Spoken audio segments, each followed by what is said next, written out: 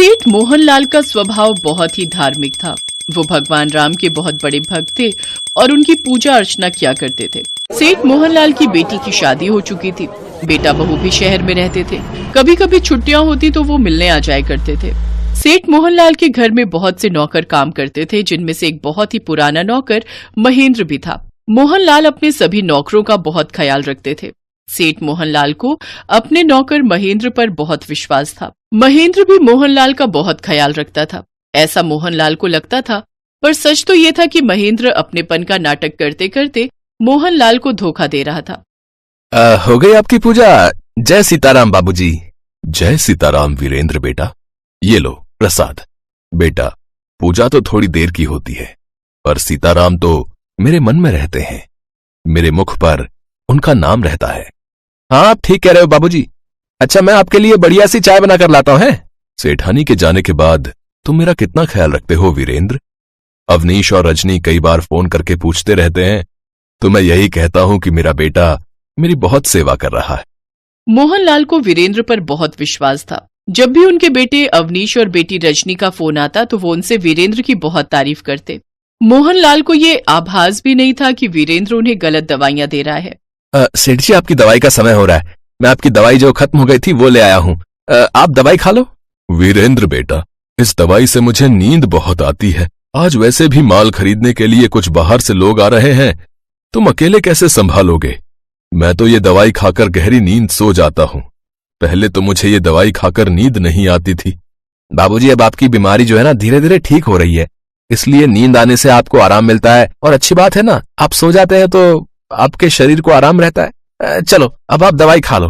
वीरेंद्र को लगता था कि वो धोखा दे रहा है तो उसे कोई नहीं देखेगा। ये तो वीरेंद्र की भूल थी।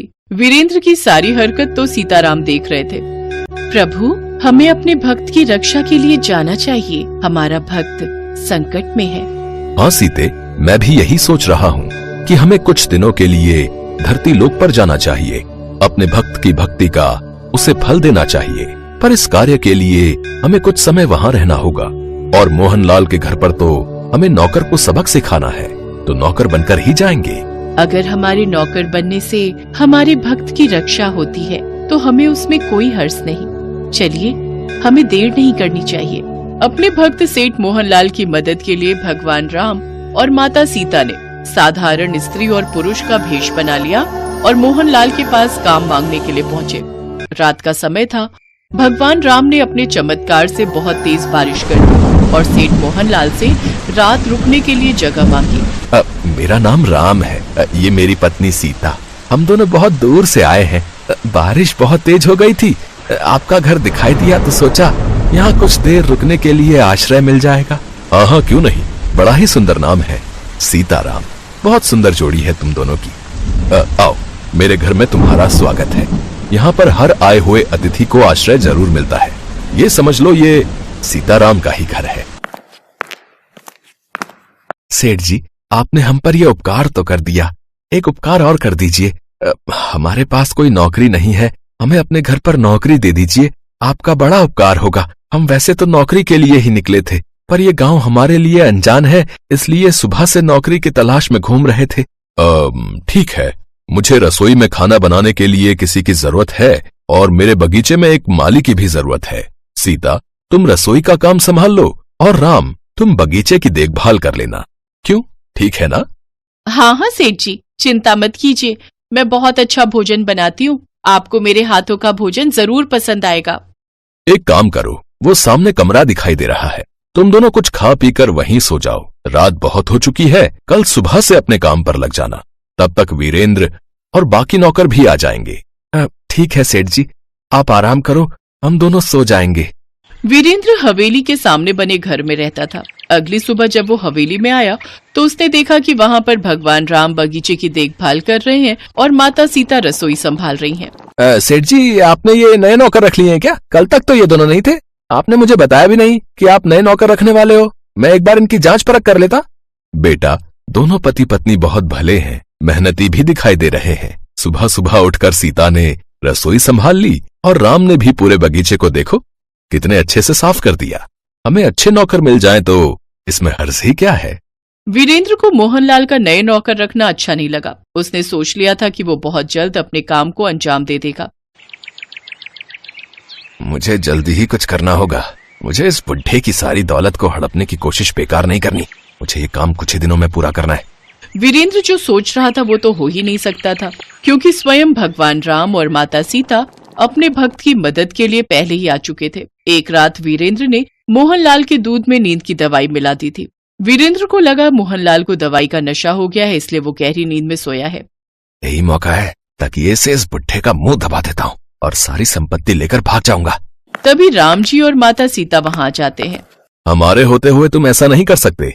हम तुम्हें ऐसा कदापि नहीं करने देंगे। तुम एक मामूली से नौकर मुझे रोकोगे?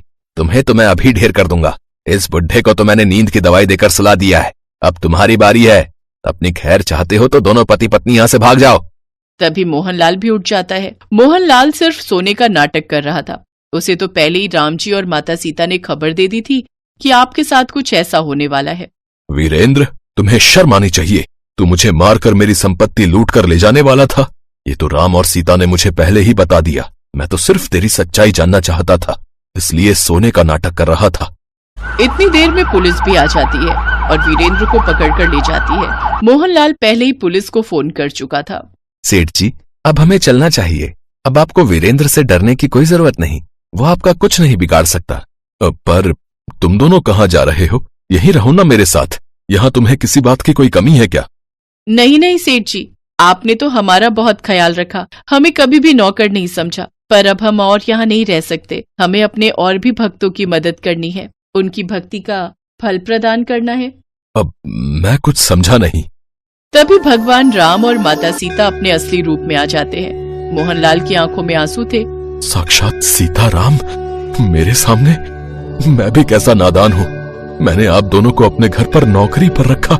मैं आप दोनों को पहचान नहीं पाया। मुझे क्षमा कर दो प्रभु, मुझे क्षमा कर दो माता। क्षमा मांगने की कोई आवश्यकता नहीं मोहनलाल। तुम हमारे सच्चे भक्त हो और जो भक्त सच्चे होते हैं दयालु होते हैं। हम उनकी मदद के लिए अवश्य आते हैं। अब तुम्हें कभी भी कोई परेशानी नहीं होगी। वीरेंद्र को उसके अपराध की सजा मिल चुकी है। मोहनलाल को दर्शन देकर भगवान राम और माता सीता अंतर्ध्यान हो जाते हैं। अगले दिन मोहनलाल अपने बेटा बहू और बेटी दामाद को फोन पर सारी बात बताता है, तो वो सब गांव आ जाते हैं। सब भगवान राम और माता सीता को धन्यवाद कहते हैं। आज उनकी कृपा से सेठ मोहनलाल की जान बच गई और वीरेंद्र जैसे अपराधी को उसके किए की सजा मिल गई।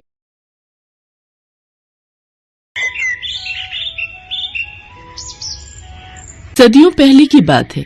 एक बार समस्त श्रेष्ठगण और विद्वान पंडित ऋषि मुनि के लिए एक सभा आयोजित होती है, जिसमें महर्षि वशिष्ठ, महर्षि विश्वामित्र और नारद जैसे महान विद्वान शामिल होते हैं। वो सभी आपस में इस बात पर चर्चा करते हैं कि भगवान राम का नाम स्वयं राम के अस्तित्व से बड़ा है। उसी सभा में भगवान राम के परम भक्त हनुमान जी भी मौजूद होते हैं। हनुमान जी उन सब की बातों को बड़े गौर से सुन रहे होते हैं। तभी नारद हनुमान की तरफ देखते हैं और मन ही मन सोचते हैं, राम का नाम स्वयं राम के अस्तित्व से बड़ा है और इस बात को तो मैं सिद्ध करके ही रहूंगा। कुछ देर बाद सभा का समापन होता है। सभी ऋषिगण वहाँ से प्रस्थान के लिए खड़े होते हैं, तो हनुमान जी सबके अभिनंदन के लिए खड़े होते हैं। तो नारद जी हनुमान के पास आते हैं और उनसे कहते हैं, नारायण नारायण, क्या बात है हनुमान जी, आप सभी ऋषि गणों का कितना आदर करते हैं। जैसे ही सभा समाप्त हुई आप उनके अभिनंदन के लिए उठ खड़े हुए, लेकिन एक बात आपको अजीब नहीं लगती? कौन सी बात देव ऋषि जी? आप स्पष्ट शब्दों में कहिए कि आप कहना क्या चाहते हैं। ऋषि विश्वामित्र तो एक राजा है और फिर एक राजा का ऋषि के रूप में अभिनंदन कैसा? मुझे तो ये बात ठीक नहीं लगती। हनुमान जी देव ऋषि नारद की इस बात को भली भांति समझ जाते हैं कि वो क्या कहना चाहते हैं। इसलिए जब सभी ऋषिगण वहाँ से प्रस्थान करते हैं, तो हनुमान जी हाथ जोड़कर उन सब का अभिनंदन करते हैं।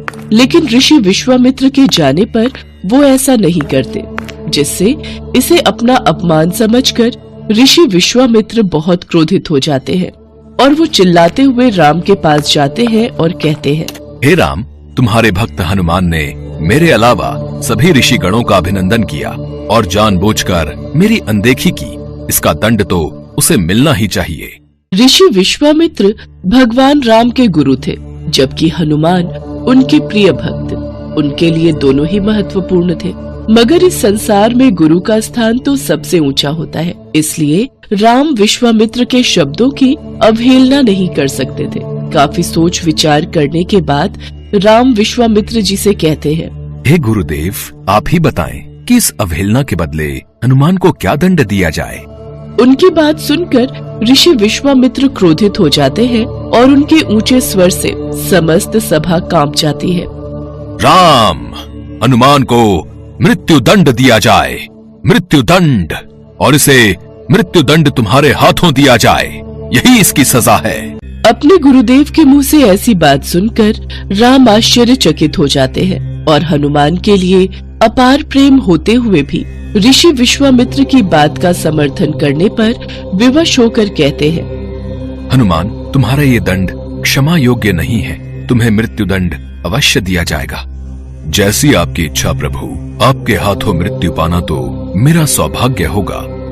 श्री राम अपने गुरुदेव की बात का मान रखते हुए हनुमान को मृत्यु दंड देने के लिए तैयार हो जाते हैं और हनुमान जी असमंजस में पड़ जाते हैं। मगर तभी नारद उनके पास आकर कहते हैं, नारायण नारायण, राम भक्त हनुमान, मेरी मानो तो राम नाम में लीन हो जाओ। हो सकता है उनके नाम में लीन होने से स्थिति में परिवर्तन हो जाए।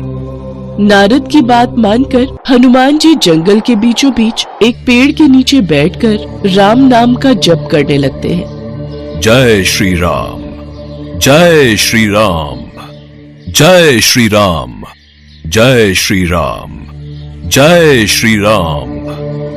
हनुमान राम नाम में विलीन हो जाते हैं और उधर राम हनुमान को मृत्यु दंड देने के लिए वहां उपस्थित हो जाते हैं।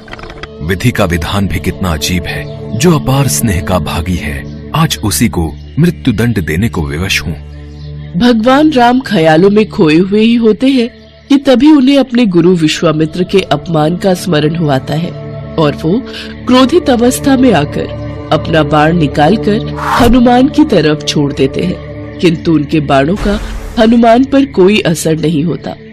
ये कैसी विडंबना है, मेरे सभी बाण निष्क्रिय क्यों हो रहे हैं। हनुमान आंखें बंद करके लगातार राम नाम का जप किए जा रहे थे।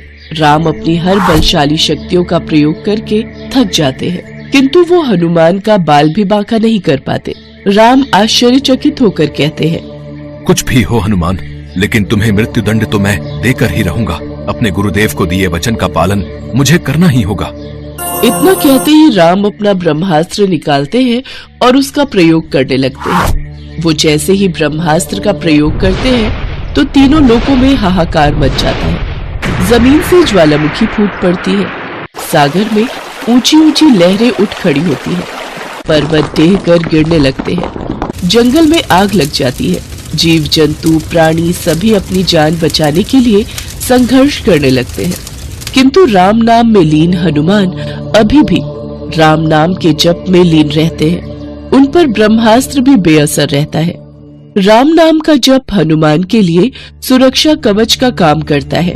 इतनी प्रलय और राम नाम की शक्ति देख नारद ऋषि विश्वामित्र के पास जाते हैं और उन्हें सारी सच्चाई बता देते हैं। फिर ऋषि विश्वामित्र राम को अपने वचन से मुक्त कर देते हैं। नारद ये सिद्ध करने में सफल हो जाते हैं कि राम नाम की शक्ति स्वयं राम के अस्तित्व से कई गुना अधिक शक्तिशाली है।